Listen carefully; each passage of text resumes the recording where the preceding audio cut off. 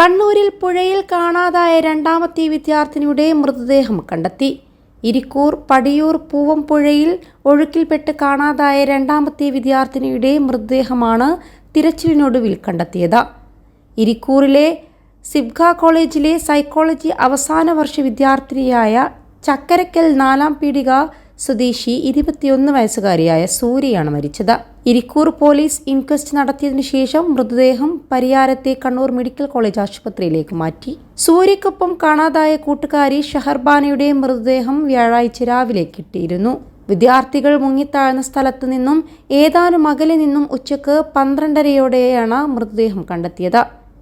Iritty, Mattannur fire force സേനകൾ നടത്തിയ തിരച്ചിൽ വിഫലമായതിനെ തുടർന്ന് ബുധനാഴ്ച സന്ധ്യയോടെ എത്തിയ 30-അംഗം NDRF സംഘം വ്യാഴാഴ്ച രാവിലെ നടത്തിയ തിരച്ചിലിലാണ് മൃതദേഹങ്ങൾ കണ്ടെത്തിയത്. മലയോര മേഖലയിൽ പെയ്യുന്ന കനത്ത മഴയും പുഴയിലെ അതിശക്തമായ ഒഴുക്കും അതിജീവിച്ചുകൊണ്ടാണ് സംഘം തിരച്ചിൽ നടത്തിയത്.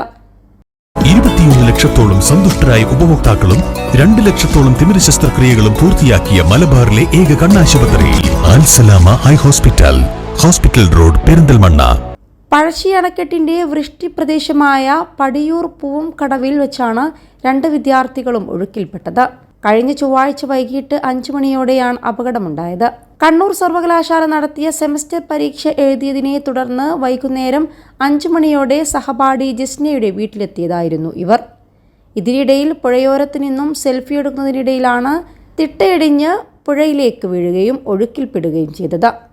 വിദ്യാർത്ഥികൾ മീൻപിടുത്തക്കാരുടെ വലയിൽ പിടിച്ചെങ്കിലും രക്ഷപ്പെടുത്താൻ ശ്രമിക്കുന്നതിനിടെ വലയിൽ നിന്നും വേർപെട്ടു പോവുകയായിരുന്നു. മഴയിൽ കുതിർന്ന മൺതിട്ടയിടിഞ്ഞ് വിദ്യാർത്ഥികൾ പുഴയിലേക്ക് വീഴുകയായിരുന്നുവെന്നാണ് പ്രാഥമിക നിഗമനം.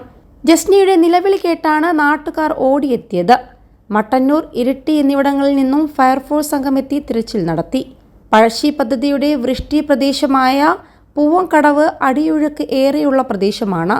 കാലവർഷം കടുക്കുമ്പോൾ അതിശക്തമായ അടിയൊഴുക്കാണ് ഇവിടെ അനുഭവപ്പെടാറുള്ളത്. അതിമനോഹരമായ പ്രകൃതി ദൃശ്യമുള്ള സ്ഥലമായതിനാൽ വേനൽക്കാലങ്ങളിലടക്കം നിരവധി വിനോദസഞ്ചാരികളാണ് സമയം ചെലവഴിക്കാനും ഫോട്ടോ എടുക്കാനുമായി ഇവിടെ എത്തുന്നത്.